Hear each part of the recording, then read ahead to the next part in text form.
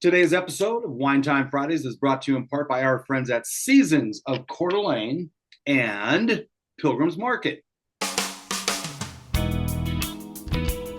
It's been a long week, right? Are you ready to wind down? Why not? It's time for the Wine Time Fridays podcast with Shelly and Phil. Neither are sommeliers, but both have a deep passion for life, each other, and of course, delicious wine. And now, here to talk about this week over a glass of wine is Shelly and Phil. It's wine time. Perfect. Well, thank you guys for having me on to the 308th episode, which is very impressive. 308. Yes. Congratulations on doing something, keeping it alive, right? Anything these days, I feel like where you get to keep something you enjoy doing going over and over again with fresh material, still being excited yourselves about doing it is obviously a testament that you're doing something right, both of you. Well, thank you very much. And the voice you hear and the person you see is Will Camarda on episode 308, Wine Time Fridays. Shelly, happy Friday. Let's bring us in. It's wine time. Happy Friday. That's all. Okay. Holy moly. It's another Friday the 13th. Two in a row. because No one died in our, Last I should Friday say the there's 13th. probably people that have. Anyway, I'm not going to the dark side. That's Yeah. the Seahawks defense. The dark side. Oh, okay. It's true. You are a Seahawk fan. My father and I are season tickets holders, so I've probably been to about 90% of the games for the last decade at least. So So, Nice. Will Camarda is the son of Chris Camarda, who started Andrew Will Cellars. First vintage, 1989. Am I close? that's absolutely right. 1989 was the first commercial vintage. I think don't know exactly if this is true, but I think he was the 72nd bonded winery in Washington State. Oh, So wow. he was one of Okay. the first 100 wineries, to come online, and which is just a testament to show how long, Yeah. Andrew Will and the brand, and both myself and my father have been on the wine scene. You were 2 years old when that all came about, right? I was, yes. I Okay. was born in '87, so yeah, just a young 2-year-old learning the ropes. Well, here's the funny thing, Will. You're still a young pup. For those of us who are not Right. young pups anymore. I wanted to mention that you are we're going to get to open these real soon, but I need to let people know that Will is the Will part of Andrew Will.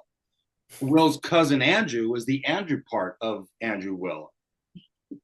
Is that That's absolutely correct. So when my father, Chris, started the winery, he started with his sister, Jane Martino. So he was actually making the wine with her husband, essentially, my grandma's basement over here in Queen Anne, actually, back in the late 80s. And when they were coming up with a name for the business, somehow they figured they didn't want to use their own names. For some, Yeah. maybe me and Andrew just happened to be the two closest human beings next to them when they were coming with ideas. But regardless of how it happened, me and Andrew both ended up on the label. Probably no consent given. I was going to say. But I think at the end of the day, it was also that very strong foresight of saying, you know what, if I put my son's name on the label, you know, no pressure, but it feels like it'd be a hard thing to pass up on taking over someday. Are you living on Queen Anne then? Yeah, so I live on Queen Anne, and actually I Oh, commute over to Vashon Island for work, but I grew up out there. I lived there from I think yeah. 92 through 2005. So you're at the base of Queen Anne. You can actually just walk to the Kraken games, and well, you pretty much need to take an Uber to the Seahawks games, but you are no stranger to ferry boats. No, I have Uh, tried to do the math, but yes, I have taken my so share of ferry rides. for all those who are listening, the ferry from West Seattle, Fauntleroy, to Vashon Island, the Rock.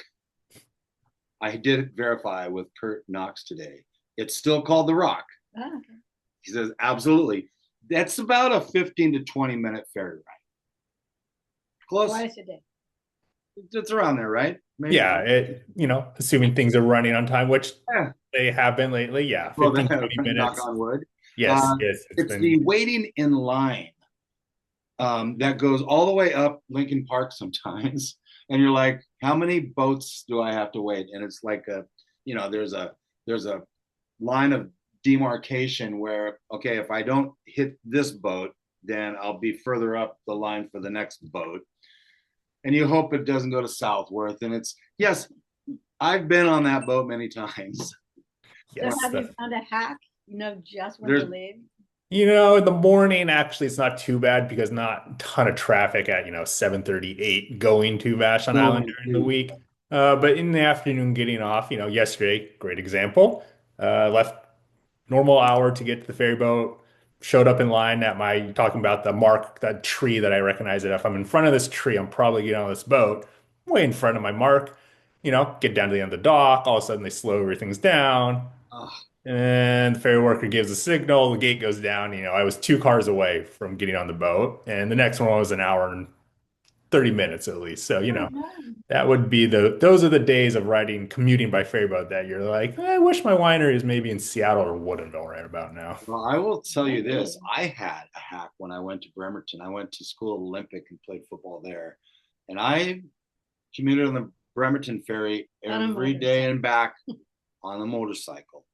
Yep, that's Because if you get there while they're still offloading the boat, they'll still scoot you up in the front. You're the first on and first off. It's the best. Got to get yourself a motorcycle, though.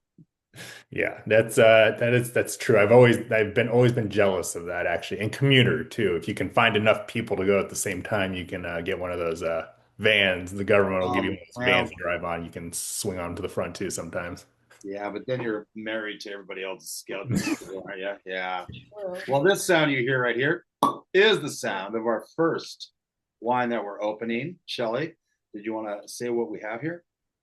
we have the Sauvignon Blanc, right? You bet. 2023 Cuve Lucia Sauvignon Blanc. It's a Sauvignon Blanc and a. And a what? Is it Is it 100%? no?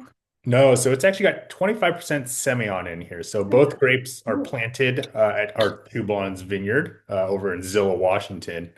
And we add that Semillon in just because, again, I love the weight that Semillon has as a varietal. And by adding it to our Sauvignon Blanc, you kind of incorporate some of that mid-palate and finish to the Sauvignon Blanc without having to add in, new French oak or anything like that to get that kind of round middle, which I love.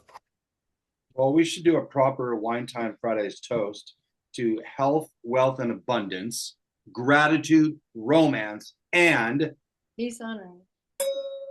Cheers. Cheers, guys.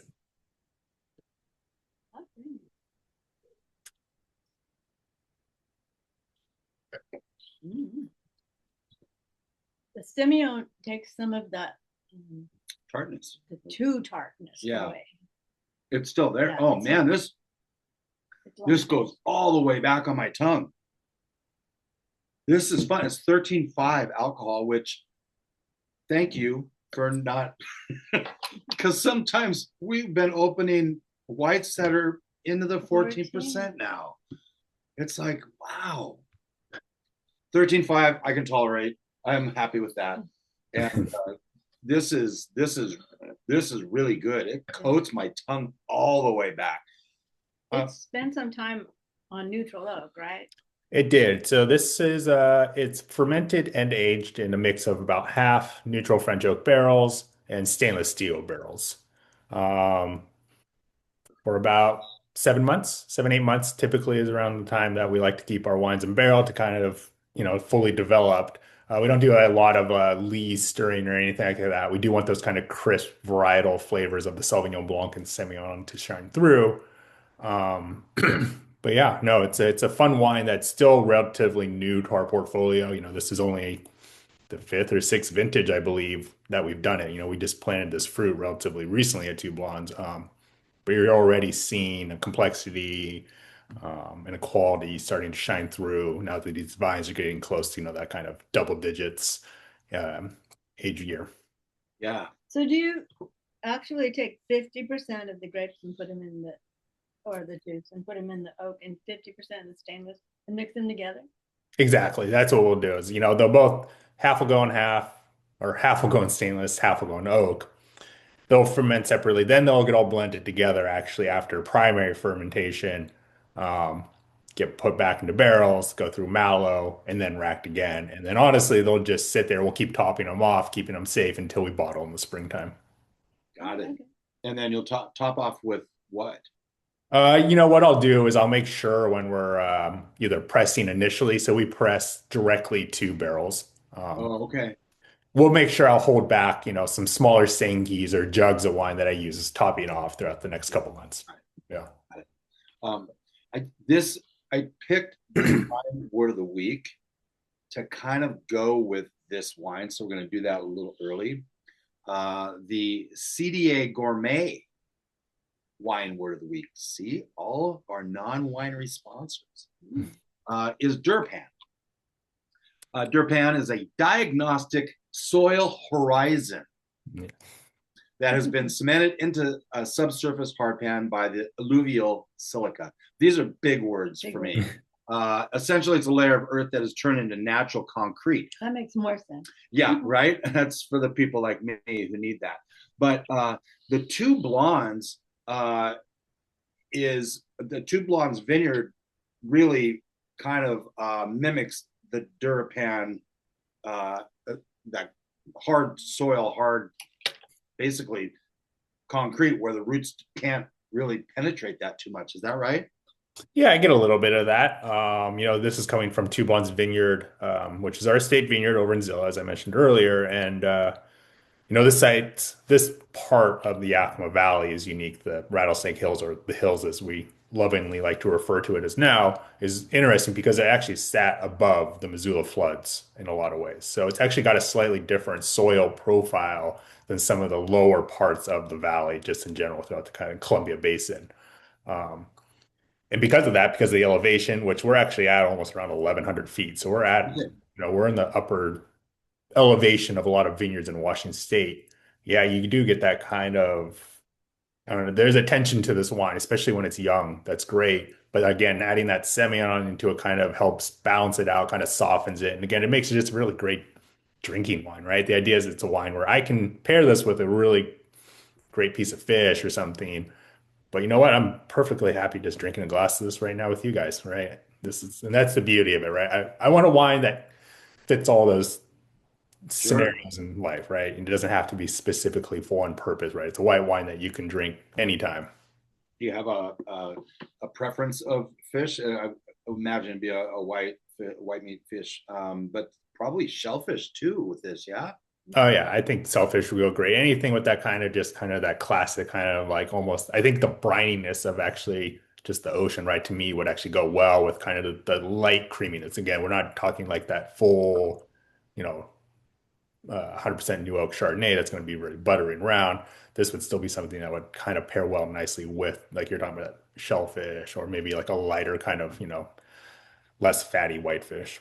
I imagine that when like we have really enjoyed like the Zigaribe, Madeline Angevin that Mm. is grown in the Puget Sound AVA, which is really cool, Yeah. um, with grilled oysters with, but this sounds Kumamoto. Kumamoto oysters, Mm. which we would get whenever we're in Seattle, go by the market, grab a couple dozen of those because they're harvested that morning usually, Yep. and throw them on the grill with some melted butter and some Tabasco and a squeeze of lemon. I bet this would be freaking It would awesome be with it perfect. too. Yeah, that sounds amazing right about now. Yeah, it does because as we know, we're still in winter, but not for much longer. Um, I was gonna say, the Puget Sound AVA. First of all, most people don't know that Puget Sound has an AVA. You can't grow grapes on the west side of the state. Well, they do up in the San Juans and over on Bainbridge, right? Yep. What's wrong? That's San Juan Islands, Bainbridge Islands, Vashon Island. Yeah. Have you guys thought about that? I have colleagues who have a couple vineyards on the island. It just with the weather here over in the Western Washington, it can just be a little trickier getting Yeah. things to ripen fully. Obviously, you can grow grapes. It's just a matter of, it's probably going to be better set for like a sparkling wine, or you're going to have that kind of, perfect till for the perfect exposure, in a nice hot year in Seattle, dry, hot summer, which lately actually hasn't been that hard. Um, I would just say for, still a small but very commercial winery, it's a little hard to put all my marbles in Justify. that bag of relying on Seattle weather to get my grapes ripened every year. Yeah, Right. that's not so good. Not so good. This is fantastic. Should we open up the involuntary commitment right now? Mhm. I think we should. Okay, let's do Yeah, that. I'll join you in that. So on my notes, I did do the Missoula floods, have an effect on some of your wineries that you source from, or the vineyards. Yeah, they do. I would say the Missoula floods are going to be most. Let me get my wine port here. Probably more apparent in vineyards like Shampoo Vineyard, which is down in the Horse Heaven Hills, and to some extent more relatable to even like Ciel du Cheval over on Red Mountain in the Tri-Cities. Um, Obviously, the Missoula floods have a giant influence on all of the agriculture throughout Eastern Washington. Yep, that is Andrew Will, actually right there in a nutshell, right? The idea is all of our wines are actually unfiltered and unfined, Oh minus the no, whites. it was like I didn't do a very good job opening. I'm gonna do a rinse pour because if that's okay, I would like to really show the 100% of this. I will get in there. No, did I spill again? It's just Okay. I should know better. I only pour, I don't know, 1,000 wines a year. It's a skill that even after that many pours, we all have a little bit of dribbler in us every now and then. Well, I like the wine that dribbles down the label. I like it, but I don't know why. Shelly doesn't because it gets on the furniture and then it stains. I just opened the 2022 Involuntary Commitment, which is a special project, if I'm not mistaken. And I love the unfiltered, by the way. Okay, I'll have a napkin. Thank you. Tell us a little bit about, well, let's toast it real quick. Hashtag cheersing. Cheers.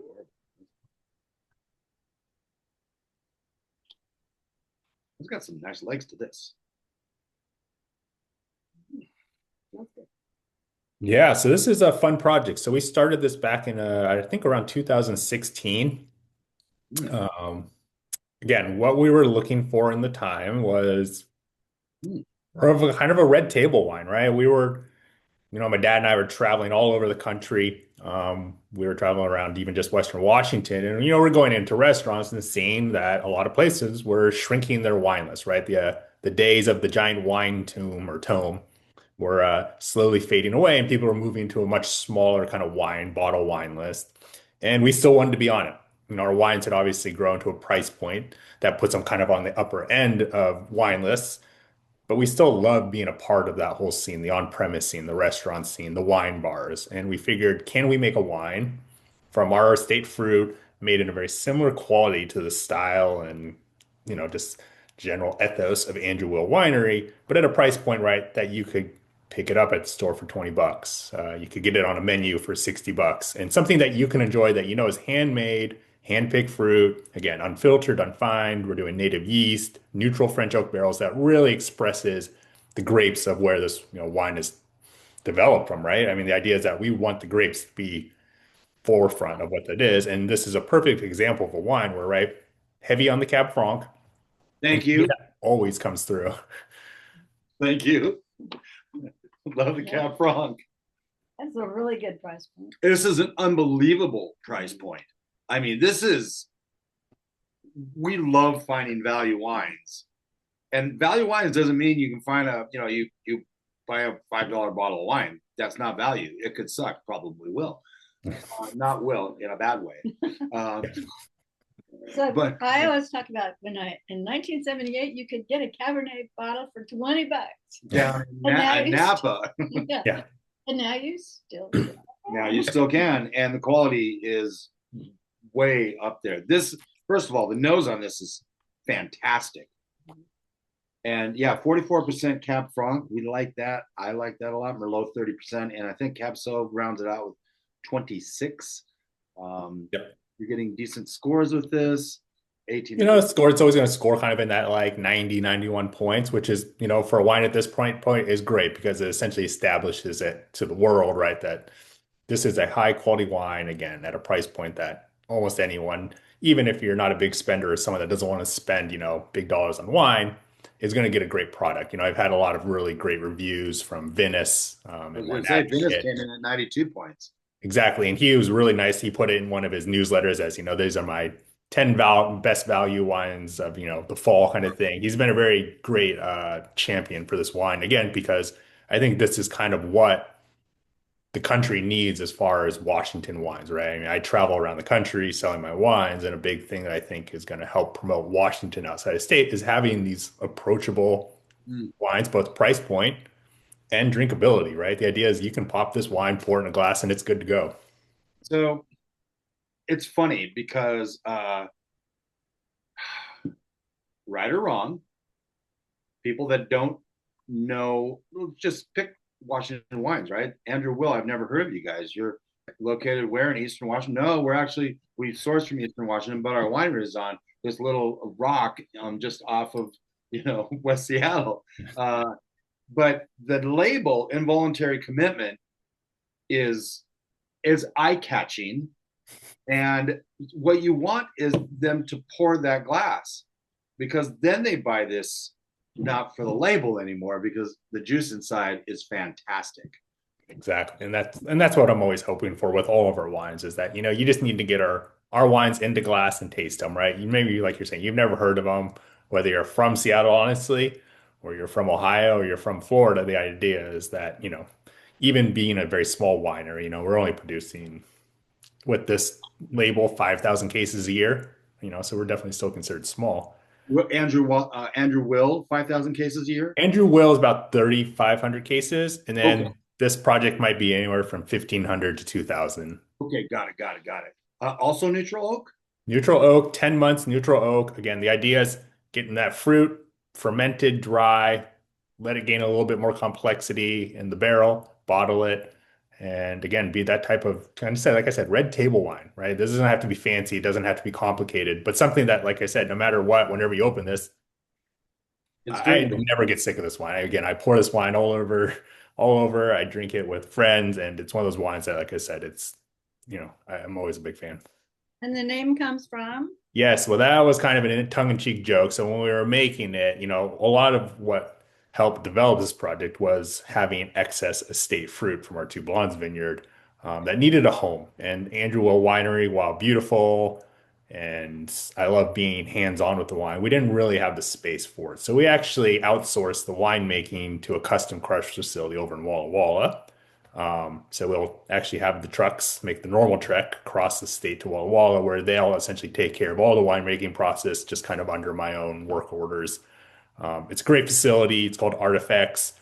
Do a really amazing job with the wines, and it allows me to then free up focus on the Andrew Will because, the beauty of this project, it's essentially a field blend. So, there's not a ton that goes into it. And with our winemaking philosophy, again, very few additions, if ever. We rarely have to acidify or deacidify. Like I said, sulfur is really the only additive to our wine. Again, and being unfiltered and fine, the idea is, once you get the wines in barrel, dry and safe, there's not much to do. And they do a really good job of, everything from harvest to bottling there too. This label, how did you come up with that label? Who did the artwork? It was a friend of ours did the artwork again with the involuntary commitment. There is obviously a little bit of the mental health aspect to it. Again, this is kind of tongue in cheek because we were thinking, we don't really need to make more wine. 2016 was a large vintage, and most winemakers, even back then, were like, do we really need all this excess wine to have to sell? But again, it was too hard of a project to pass up again to make a wine like this at this price point to be able to offer to a different clientele. And the artwork too is just kind of the idea is to be a little bit more fun, a little bit more playful than the kind of more classic Andrew Will logo Right. and lettering. Restaurants. Oh boy, there are the restaurants like the Met or Elliot's and El Gaucho. Those sort of things will be likely carrying your Andrew Will label. But some of the smaller restaurants that still are high quality, but their customer or their guest base, their that kind of target demographic isn't probably going to spend $100 or 100 and 150, whatever is off the wine list on a bottle of wine necessarily, but they might spend 25, 30, or 35. Or this might even go by the glass for 17.50. Who knows? Something to that effect, right? And all of a sudden, you are introducing a whole new consumer to Andrew Will wines through this door. Mhm. Exactly. And it's been great. It was one of those projects where we figured if it doesn't work, people don't resonate, the wine doesn't end up what we think it is. It was a fun try. It didn't work out, but every year we kept making it and we kept selling it out. And here we are, I love that. 2026, and we're still going. What did you say? How many years have you been doing it? Vintages? So I think the first vintage, which was a very small kind of test vintage, was 2016. Okay. Oh, okay. So 10 years. yeah, and this would Yeah. be the sixth vintage. Obviously, we're in 2026, and this is a 22. Is this your latest release on this? This is, but we're kind of getting towards the tail end. It's not like something that's going to discontinue tomorrow, but we're probably going to move on to 2023, probably end of spring, early summer, I imagine. Yeah. We are going to take a break, and when we come back, I'm going to ask how he gets these grapes from Eastern Washington to Vashon intact without cooking during harvest when we come back.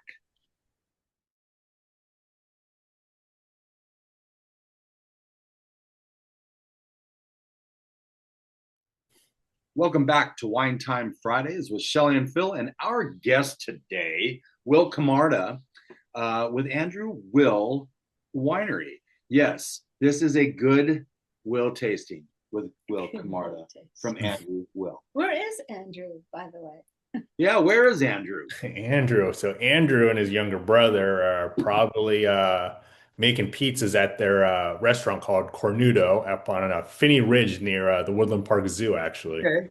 Ah, nice. That's That's fun. that does give Hopefully me they carry your wine. They do. I think they carry. We make a little bit of Sangiovese that they carry now recently. that would be perfect. I was gonna say before we left the last segment, and I forgot, but involuntary commitment would go so well with pizza, even though it's Cab Franc. It's really some bigger grapes. I think it would go great with pizza and like meatloaf and burgers. Am I hungry or I think you're okay? But I mean, it's such an easy drinking wine. Oh, you put that cork in, especially tough, didn't you? That was nice. Okay, as I pour this, well, first of all, I'll do this. This is the 2023 Andrew Will Cellars Malbec. I bet all right I here. think that there's a nice little story to go along with this. But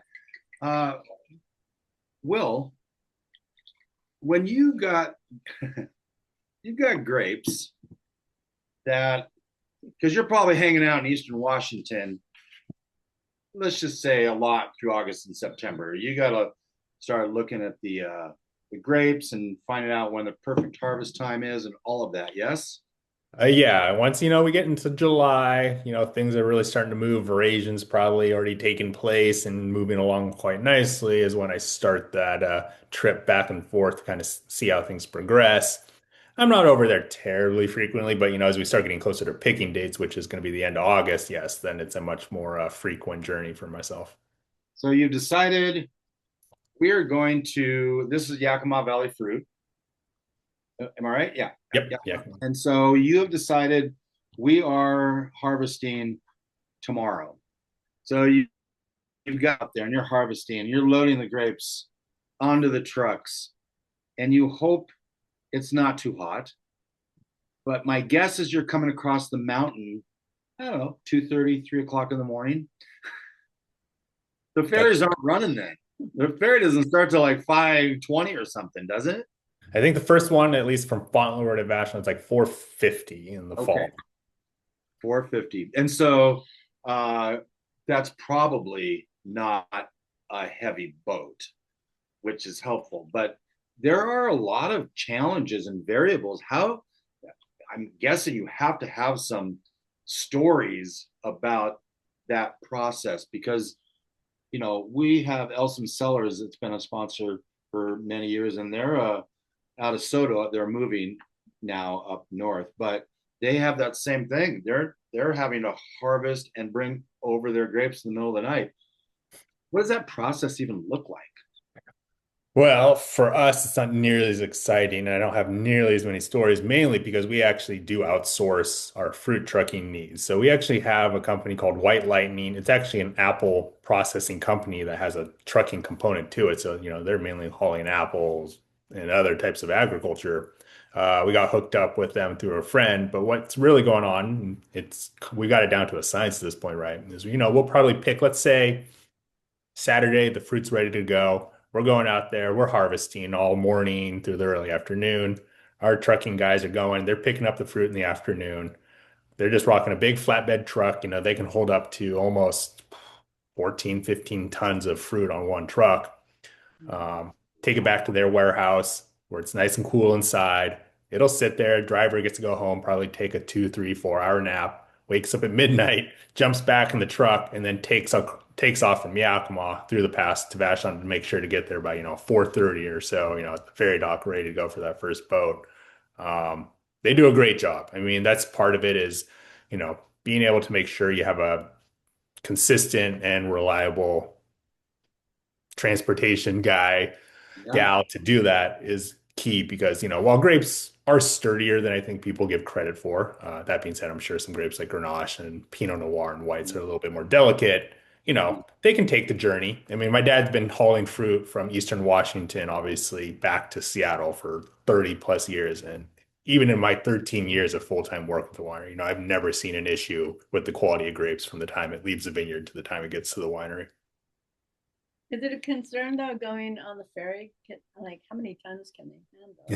Well, luckily these ferries they're big ferries and they're bigger trucks than that going on usually in the morning. So, I think those boats, at least the Vashon ones, they hold anywhere from 95 to 140 cars or something like that. They're not the biggest out there, but they're substantial. No, the ones going to Bremerton and those are the bigger boats Yep. typically than the Vashon Fauntleroy Southworth ones. But I mean, you'll see the big boats on the Vashon Run too from time to time.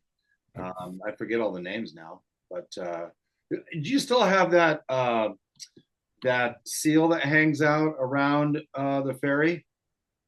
I haven't seen that seal. There is like one of those kind of like floating docks off the Fauntleroy dock where you'll tend to see it, depending on the time of the year, bunch of lazy seals hanging out, but it's hit or miss. I do remember last year actually distinctly that I don't know which pod it is specifically, Yeah. but there was a day where like there had to be anywhere from like 4 to 9 orcas passing, north south. Wow. So you get the announcement, the boat slows down to a halt essentially, and you get the announcement. We all walk to the front, but it was pretty cool to be able to see actually, this essentially full pod of whales, taking Yeah. time, cruising on by, free whale watching, right? Yeah, they're heading up to the Cheap. San Juan. I'm guessing there was a whale, a seal that was on the buoy near Blake Island that would always be there, just hanging out, basking in the sun. You couldn't Waiting disturb for it. hot dogs. Waiting for something. I don't know. Yeah, feed me. I don't want to work for it. This Malbec is you haven't produced this Malbec for very many vintages, if at all, other than this one. So this would be the inaugural vintage for the 100% single varietal bottling. We've been growing this in the vineyard for almost close to 20, I guess almost 20 years. This was planted in the early 2000s. But we sold a little bit of it. Some of it goes into one of our blends that comes from the vineyard. But in 2023, I had a little bit extra.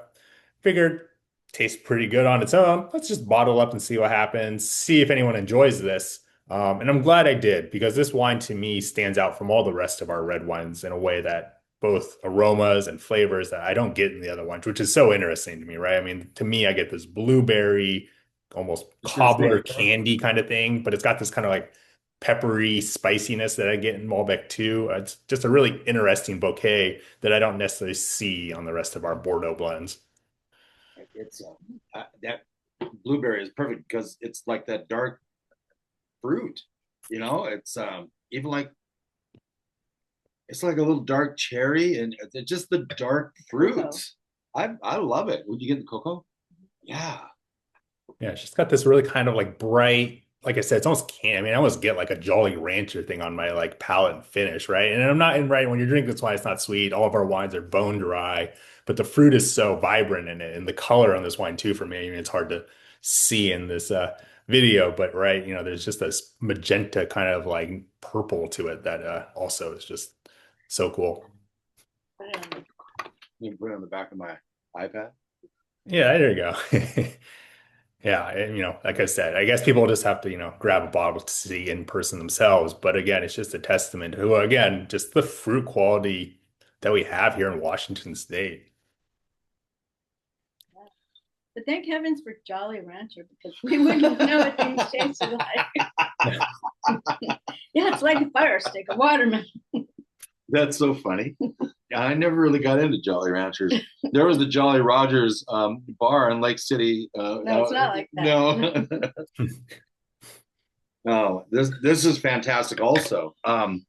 So that Cuve Lucia Sauvignon Blanc, around, I want to say 27 to $30, somewhere around there. $21, I think, on our website 21. currently. Oh, good. Okay. And then that One's 40. involuntary commitment, we're at 18 to 20 bucks, something like that. Yeah, I think on our website's around 18, but most shops it's rarely above 20, 21, and most small wine shops that carry it. Yeah. And typically, by the way, wine shops are going to probably be less than winery prices. The wineries don't necessarily want to compete with the people that are selling their wine, but that this one right here, are we around 40? 35. Okay. No. And one thing for us that's always interesting that people don't always assume is, we don't actually even have a tasting room associated with the winery, right? So all of our wine is actually sold through wholesale distribution or through our, we have a couple of small wine clubs that we, ship to a couple times a year. But in a lot of cases, actually, for me, you're talking about, competition with wine shops. The wine shops are actually my best friend because they're the ones actually promoting and marketing my wine out there. So I do really try to work with a lot of the local independent wine stores here, in Washington State. People can buy from the website, though, correct? They can. No, they absolutely can. You can pick up at the winery, even technically, and we ship all over. And but I went to school with someone named Eileen Falk, who is now Eileen Wolcott, who now owns the Vashon Theater, has owned it for it's probably 20 years, 15, 20 years, something like that. So I said, we're having you on, you'll probably get a shout out. Because I'm trying to pull all the people I know that have relationships to Vashon Island. Now, Eileen is a West Seattle girl, but has the Vashon Theater. Kurt Knox is a Vashon boy, but lives in West Seattle and Palm Springs or Palm Desert. Palm Desert. Yeah, I'll get it right. And so all these different relationships, I'm like, have you guys been to the winery? Have you visited? We're going to have Will Camarda on. Will, you were not born in the United States. No, so actually, I was born in South Korea. Okay. So actually, me and my younger sister, Lucia of Cuve Lucia, Nice. were both born and adopted from South Korea. So, yeah, I came here. I came over when I was tiny baby. I was probably 5 or 6 months old, I think, when I came to the U.S. So yeah, well, I was born definitely in South Korea. I've spent my entire life here and pretty much in Seattle. And what made your parents want to come to the United States? So my parents are from the U.S. My dad was actually born in Wisconsin. My mom was born in outside of Portland, Oregon. So they live also in the Northwest the majority of their life. But They always loved it here. My dad was in the food industry here in Seattle. He worked in a restaurant actually called Il Bistro in Pike Place Market for many years before starting the winery. That's actually where he was working before he was able to do this full time. But yeah, I know they met each other here in Seattle, and I think just as many of us over here, between this nature, the weather, which yes, can be a little rough at times when it's dark and cloudy and gray and rainy, but it's also never minus 20 degrees or 115 degrees either. Is pretty nice. And having access, I think, too, being someone interested in wine to just, like I said, world-class fruit over just across the mountains was something that I think he always had a dream for. We have that dreariness here too. Yeah. Shelley's from California. She would prefer sunny and 70 every day of the year. It's sunny and 72. Well, yeah, because we're getting older. 72 is better than 70. But I remember I worked at Alki Lumber for about a decade in West Seattle, and there was one year it rained 101 days in a row. Now, some of those days were very slight precipitation. It's still dreary. But yeah, but here's the thing. But you have green, so that is green. And when the sun comes out, you say goodbye to those indoor projects and you go right outside. Okay, let's move on to the next wine. We're having some fun. If I do say so myself. All right. Shelley, what am I about to open? I have to say the correct pronunciation. I think this will be 2020 Ciel de Cheval red wine. From Ciel de Cheval. Yeah, that's it. So a lot of our wines, our blends are named after the vineyards that they originated from. My father, Chris, was a big champion of making sure that people understood that the quality of the wine, what makes a wine special really is based in the vineyard. So he wanted to really mainly just give a shout out to those vineyards that he was sourcing the fruit from on his wines. So, we do a Ciel du Cheval blend from Red Mountain, our Shampoo blend from the Horse Seven Hills, and our Two Blondes blend from Two Blondes Vineyard as well. So, there it is. Let's make sure. I've also got my bottle here. Nice. Can you talk a little bit, Will, about the difference? Because, your dad started things and worked into becoming a really renowned winemaker that produces some really good juice. And then, yes, you've been hanging around the whole process for many years. So it's become second nature. But have you kind of come into your own, or are you, I don't want to say mimicking, are you trying practicing what you learned? Practicing what you learned. Yeah. I mean, look, it's consistency is super important, but you get different fruit every vintage. So there's always going to be that subjectivity involved. What have you noticed, or what maybe has your dad said about some of the wines that you've been 100% winemaker on? Is there differences? Just curious. Honestly, when I started taking over more responsibility with the production side of winemaking, I really did not veer too far from the equation. We're talking about someone who had not necessarily a formula, because the way we make wines are not really formulaic, but he had a way of doing it, a philosophy that, it was everything that he had done prior to where he started to hand the reins over was just so good. I probably tried every vintage of his wine going actually all the way back to 1989, which he still has, I think, even 2 bottles of. And you just see the evolution of the wines and how quickly from that very first inaugural vintage in 1989 to even like his 94, 95 Sorella, which we'll try the current release coming up here.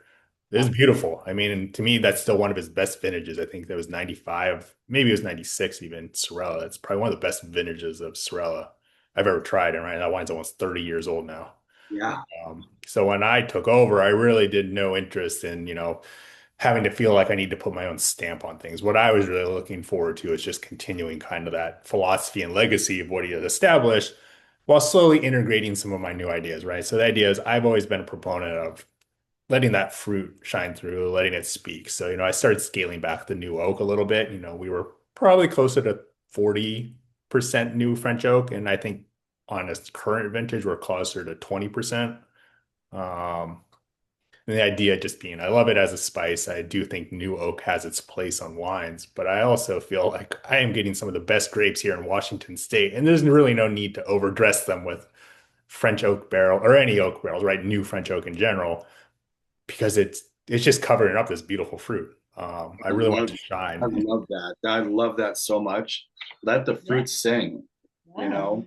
Um, the oak does give it a little bit of depth and whatnot.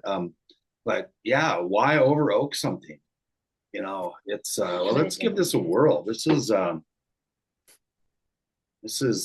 a great nose. Hello and Camarda. Hashtag choosing. Cheers.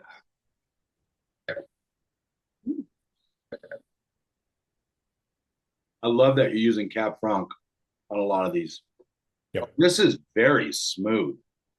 You know, we open our wines on these episodes as we're recording, so we don't let them breathe and we don't decant or anything.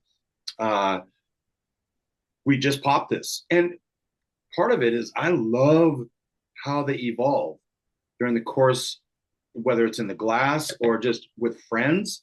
And wines that may be a little tight on the front end, and then they open up, they mellow out a little bit. This one starts mellow, in my opinion.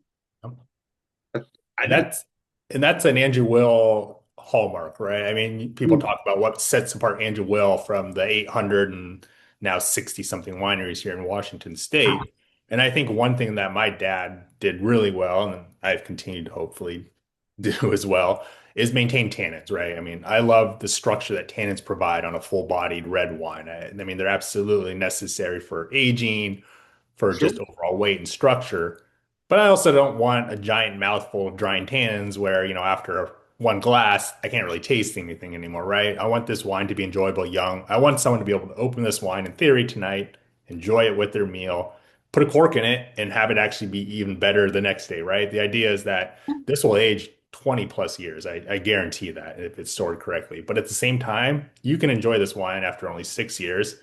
And like you're saying, it's smooth, but it's still round. It's got acid. It's still got those tannins are just already so ingrained into the wine. So soft. I mean, the tannins, I'm almost not even getting them. Really? Yeah, let me try that again. This is I hear the word "put a cork in it" a lot in this house. So when you said that, it made me A a little PTSD. But I little mean, triggering, yeah, fair enough. Oh, no. I get the tannin, but this has got some.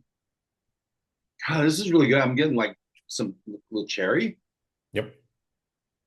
Yeah, it's got kind of that red fruit from the Merlot, but that Cab Franc is just a little bit of kind of minerality, light herbalness I get on my finish on, kind of the tip of my tongue. But again, for me, it's Ciel de Cheval is a classic Washington vineyard. I mean, Red Mountain, of course, on its own, but Ciel de Cheval, I think to me has always been, it's been around for so long. There's been so many wineries that have made just, beautiful wines from that vineyard over the last, like I said, almost 30 plus years.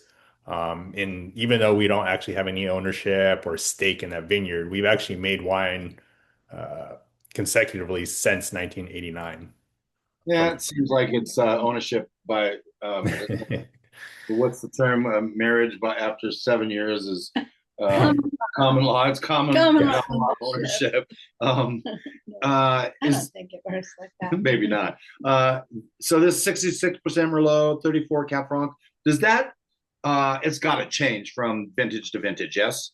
It does. So when we source is only Merlot and Cab Franc from the vineyard. But when we go to blend on any of our blends, what we're doing is we are really trying to make sure that we're highlighting essentially the grape that is showing the best in the vintage. Some years, honestly, it's Cab Franc, and we've had this wine be up to 65, excuse me, 75% Cab Franc. In years, it's 50-50. And, I think this year the Merlot is just doing its thing. And yeah, I'm pretty excited how this wine turned out. Oh, I see we have a new host. Yeah, one that She's- runs the household. Yes. She's bugging me. She Lu- wants food. So. Lucy has made an appearance. If you're watching on YouTube, if you are listening on one of your podcast platforms, you just get to hear us talk about her again. And she's yawning. She's just such a Give me punk. some food. All right. Well, if that's the case, then Oh, Lucy. Look what Will's got. oh, big guy. Big pup. Lucy's like, what's that? Look at the pup on computer. It's not TV. It's pup on She's computer. watching. What's your pup's name? This is Zoe. Hi, Zoe. Can't you- Zoe, what a cutie. Oh my God. It's a Labrador, yes? Yeah, golden retriever. A golden retriever, okay. Yeah. Oh man. Big fluffy one. What would we do without our pups? Is Zoe a winery dog? Yes, she has the benefit of getting to come out when I have days that aren't terribly busy and getting to hang out at the winery. Yes, she is a fan. She not the greatest forklift driver, but she's quality control though. She's great. How many acres is your winery on the island? It's just about 5 acres. Okay. So, we're kind of smack right in the middle of the woods. We got a winery, the house where my dad lives, and I grew up, and then like a storage/office space that's all kind of plopped down in there. And, in between all of that, there's the garden and pig pen, and the ducks and the chickens and everything. And how many? Yeah, that we love that life. How many wines are you producing now? How many SKUs? We got the 4 blends, and then I'll have anywhere from 3 to 4 single varietals at a minimum. I think now we might have 6 because I have a Sangiovese and this Malbec, and then the 2 whites and involuntary. Anywhere from 10 to 15 wines in a vintage is what we'll do. I think that I wouldn't mind having a couple less just for simplicity's sake. Again, obviously we're a small business. There's only 3 employees, so the less things you have to keep track of, the better. That being said, I also want to make sure that I'm showing off the full range of, what we can do with the vineyards that we work with. So sometimes you just got to add in a couple new wines. I love it. So you have all these Bordeaux varietals, and then you have Sangiovese. Well, that one is, again, a testament to Ciel to Cheval and our long-standing partnership working with their fruit is, they have a ton of different varietals out there. I think they've got a handful of different Italian varietals. I know they grow Syrah. So I got reached out to by Richard Holmes, who owns and runs the vineyard now, and was like, you want some Sangiovese? We'd worked with this grape back in 2013 and 2014 and made wines.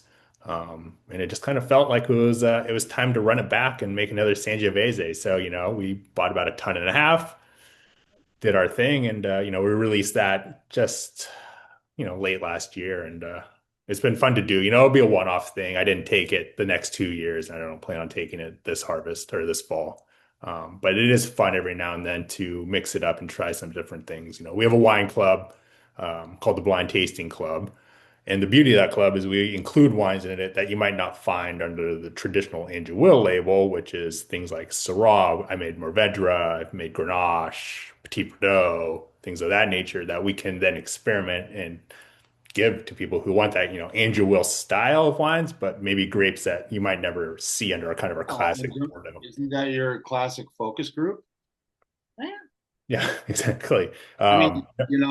If you have a good relationship with your wine club to the point where you hope their honesty will come through. If they're like, love you guys, you kind of missed it off on this one. But Don't make that. yeah, but if you're getting good fruit and you know what you're doing, you're probably not making a bad wine. Right? That's a age-old philosophy, right? Is that if you start with good fruit, you can definitely mess it up, but chances are, if you know what you're doing, you can make good wine. I think every winemaker you have on here has probably said that to some degree or another, but it is one of those things that is just, I don't think it'd be any truer that if you start with good fruit, then you're at least 75% of the way there already. Yeah. Some can mess it up, but Oh, the age-old thing: who's more important, the winemaker or the grape grower? I vote grape grower. Absolutely. Well, they look, both are important, but yes, if you're starting with bad fruit to begin with, the You're challenges going to are put a there. lot of sugar in it. Or something. Is that Sangiovese that you did? Is 100%? It is 100%. Yeah. That loves Washington Sangiovese, and Chianti. You really need food with that, in my opinion. But Washington Sangio, food great, not food that's okay too. So Exactly. we should take one more break, and when we come back, we're going to finish off with the big dog.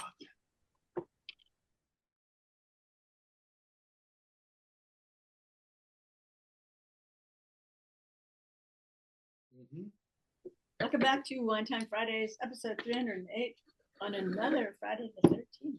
Another Friday the I wonder 13th. how often that happens when there's 2 months in a row. We should ask one of our assistants about Like that. Chat GPT. Yeah.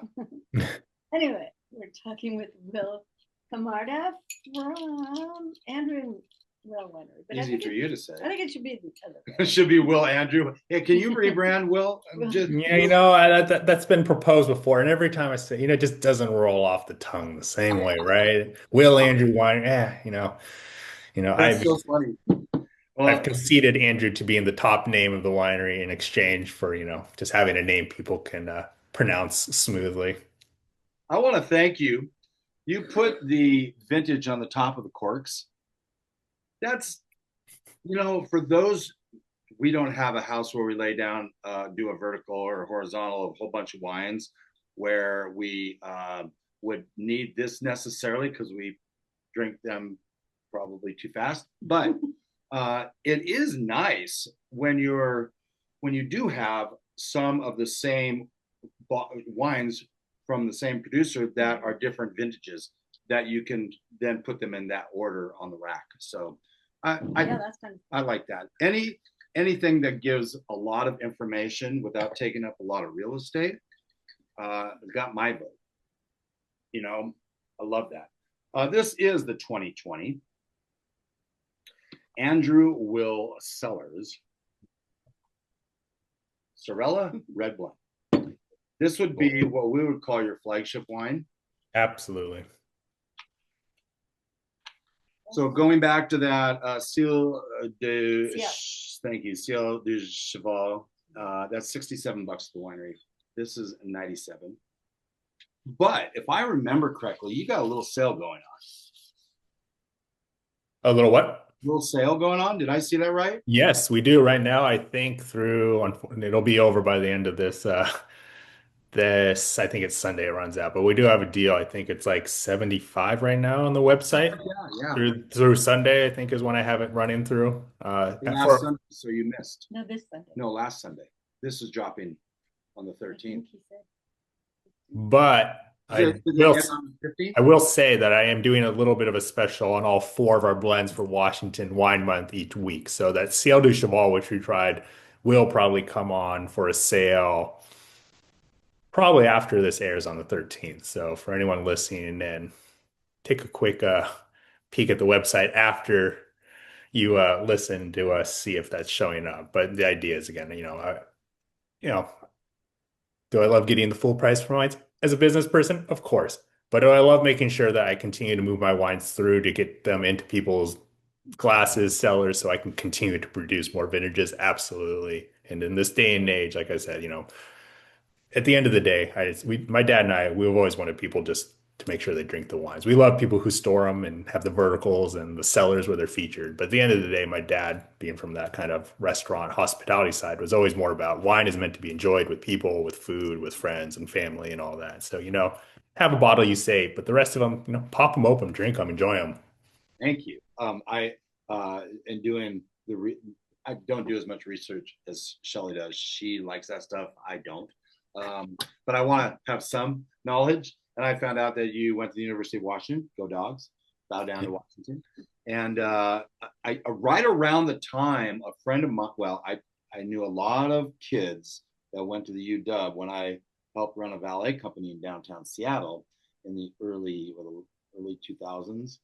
And I reached out to Connor, and I'm like, when did you graduate from the UW? And I think he was 3 years removed from you. Okay.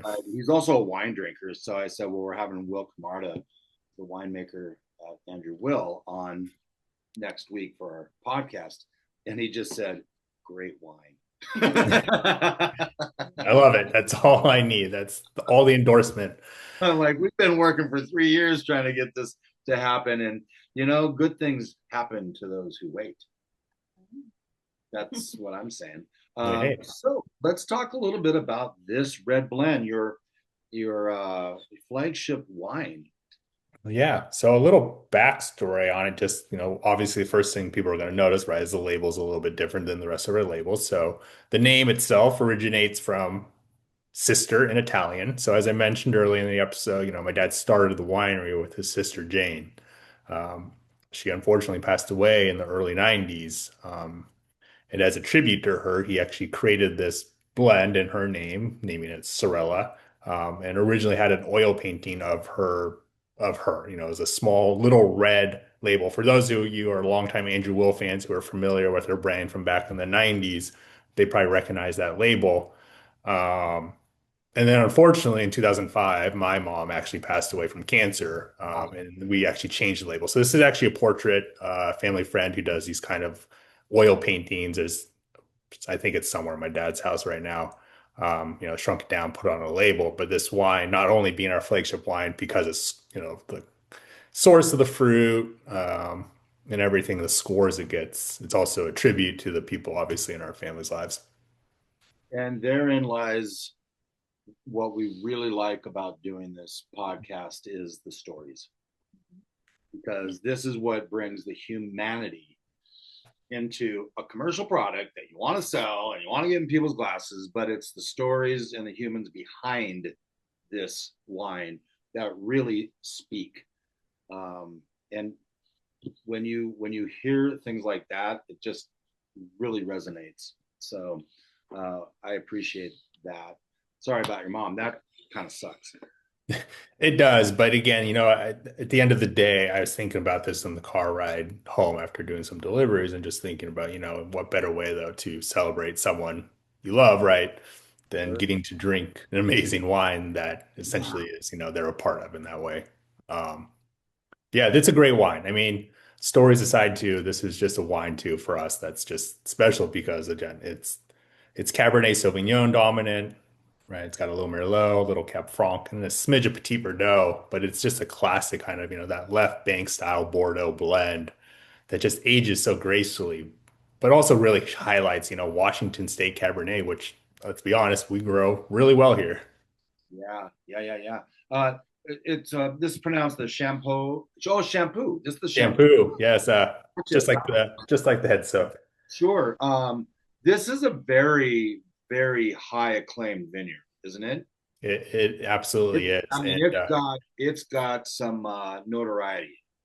Yeah, and it not only has it been around, for, like I said, over 30 years. It was originally, I think, a Mercer property, but Paul Shampoo, the owner of Shampoo Vineyard at the time, bought it.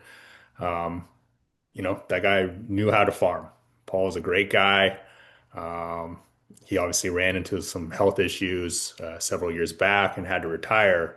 But when he retired, he he sold off the winery to some of the wineries working with him. So it's now a co-owned winery with 4 wineries. Those include ourselves, Quilceda Creek, Woodward Canyon, and Powers Winery. So obviously 4 long-time, classic, well-regarded wineries. I've never heard of any of those. Yeah, seriously, who knows? And I think this vineyard, which makes up a strong majority of, Quilceda Creek's Columbia Valley, right, was the first wine in Washington to score 100 points in a major publication. I've never had a glass of Quilceda Creek. I have a bottle downstairs, and I told Shelly What that year is I want to say it's a 19. Okay. I'll have that for you soon. But I want to bring up because there's so many variables that go into the finished product of what we have in our glass. And we've talked about the grapes, we talked about the winemaker, we talked a little bit about the terroir, but what makes because this is kind of interesting, what makes the Shampoo Vineyard so special? I mean, I'm guessing it's the terroir. Person who knew how to farm. Yeah. So what did they do to turn that into this elevated vineyard? I mean, terroir means not just the dirt, it's the sun, it's the wind, it's the elevation, it's everything, right? It is, so this vineyard's probably close to 500 to 600 feet. It's down south, closer to the Columbia River. I think the closest town would be like Patterson. Um, so you probably get a little bit of the Columbia River, that river influence on the site. I think a big part of it though is again, I think just the way Paul Shampoo originally when he was, planting and growing this vineyard, just really had a vision for what it was. And what it was is it's a great Cabernet Sauvignon site. We probably had at a peak anywhere from, 6 to 9 different blocks of Cabernet Sauvignon. And some of the vines, the oldest vines up until recently, we've unfortunately had to remove and replant. But at one point for some of these wines, I think including this wine, we had wines going back, we had wines made from grapes going back to 1972. So, true classic old vines from Washington State.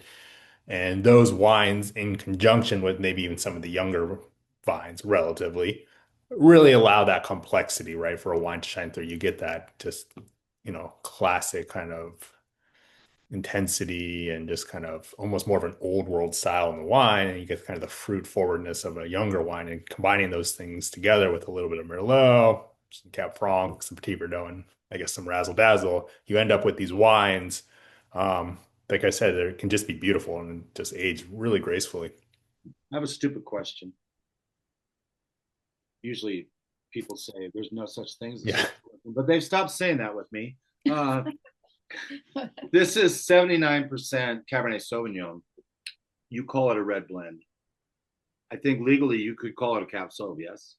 We could. And, I think what it is that when my dad made this blend, we actually used to go through legitimate, very cold vintages.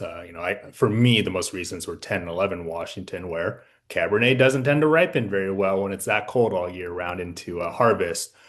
In which case you tend to need more Merlot, which is an early ripening fruit, and sometimes even Cabernet Franc, though that can also be kind of a late ripener depending on the vintage. My dad always wanted to reserve the right to, if it needed to be 50% Merlot, it could be 50% Merlot. And I think it was less about making sure it was dedicated to Cabernet Sauvignon is more of letting you know that, yes, what the majority of the vineyard's planted in, but all the fruit that we get from there. Again, we've made Merlots by themselves, a Cab Franc. I've even made a non-vintage Petit Verdot that I bottled last spring, which needs a couple more years, I think, before it'll truly shine. But the beauty of it is, again, it's just, I think it's that site. It's hard to always know what's driving that, right? I think it's the weather, the soil, Missoula floods, as we talked about, definitely plays an impact. A lot of our soils are kind of a silty, sandy loam, so good drainage, but still enough to hold water.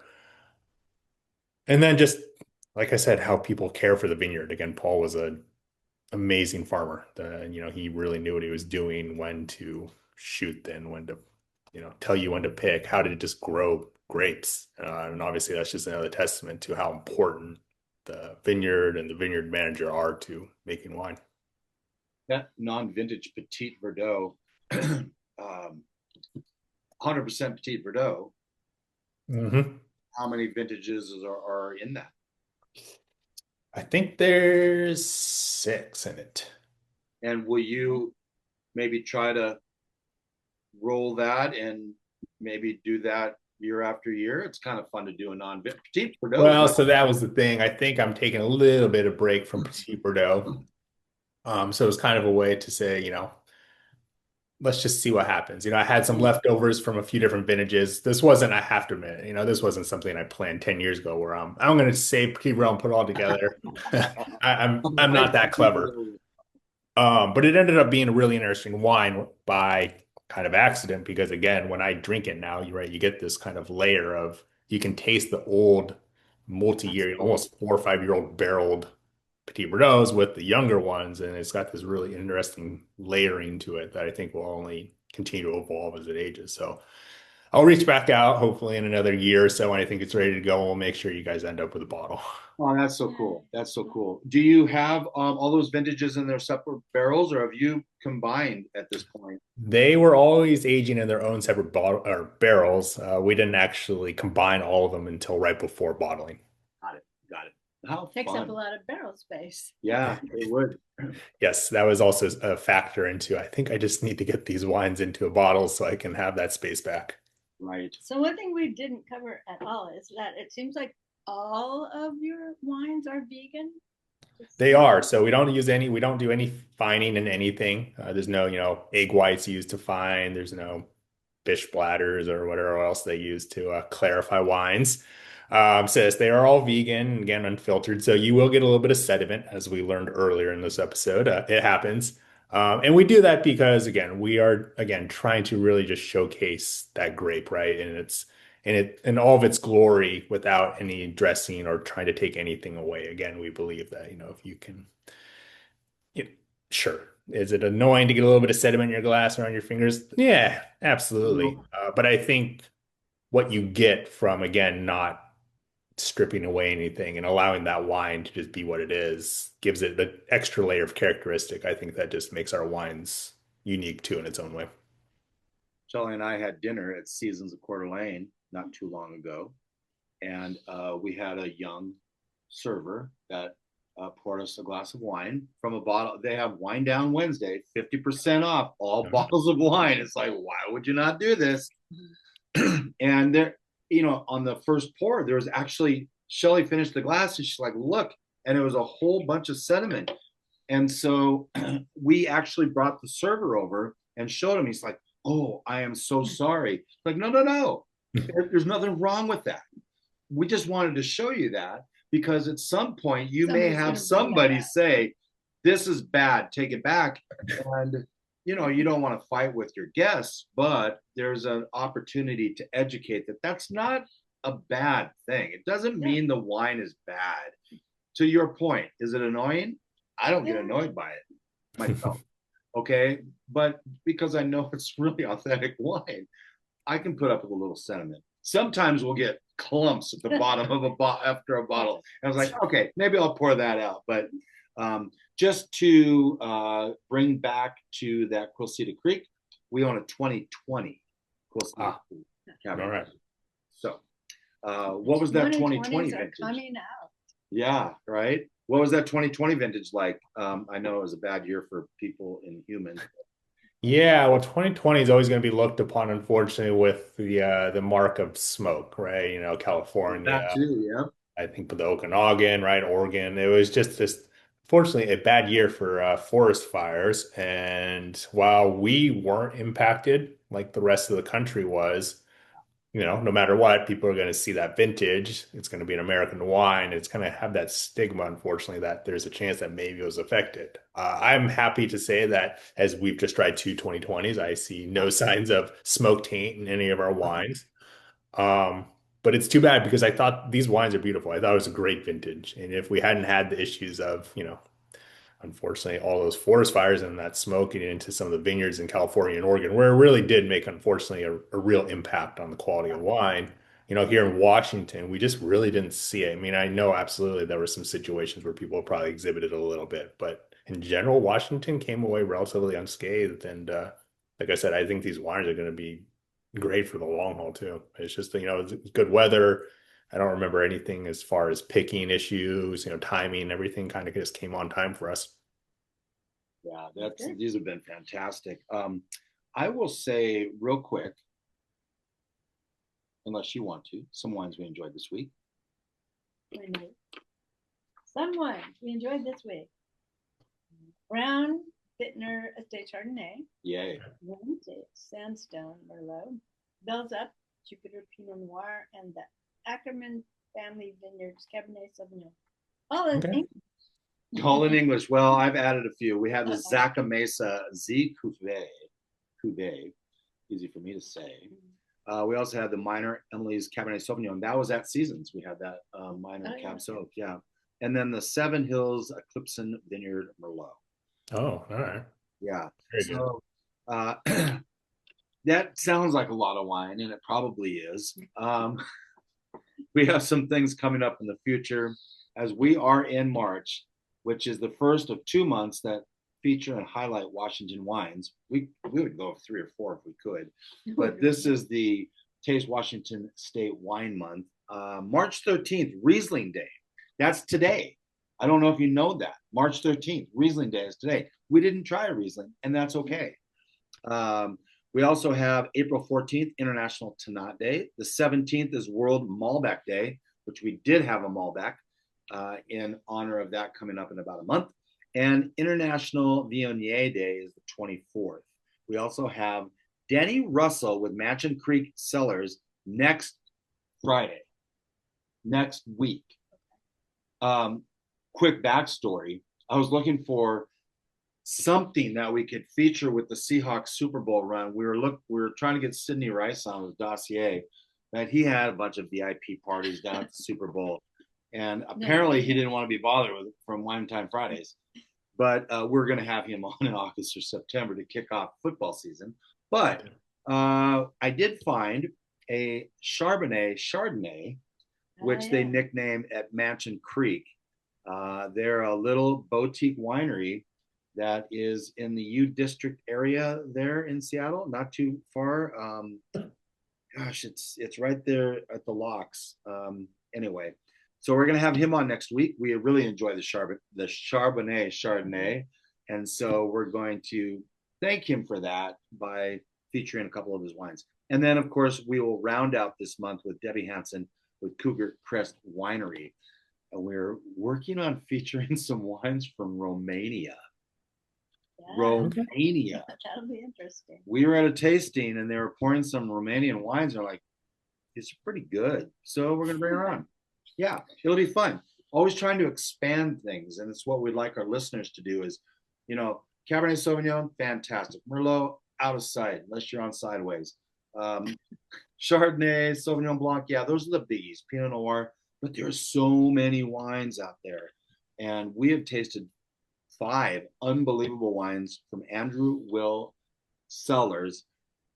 It is Andrew Will Cellars, correct?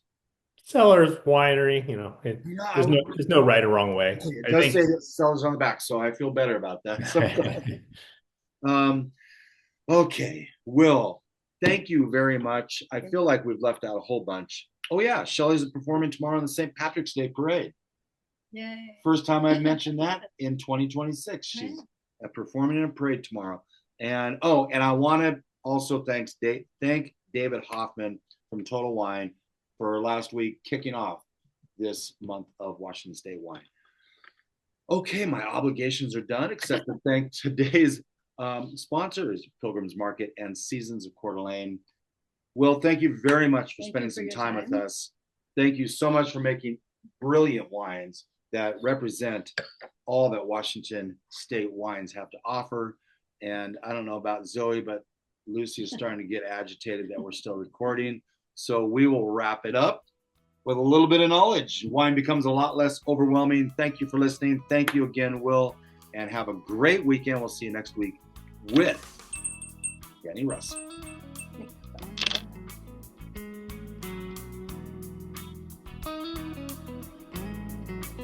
Thank you for spending part of your day to wind down with Shelley and Phil. Remember, you can listen to any episode of the Wine Time Fridays podcast by visiting winetimefridays.com or wherever you get your podcasts.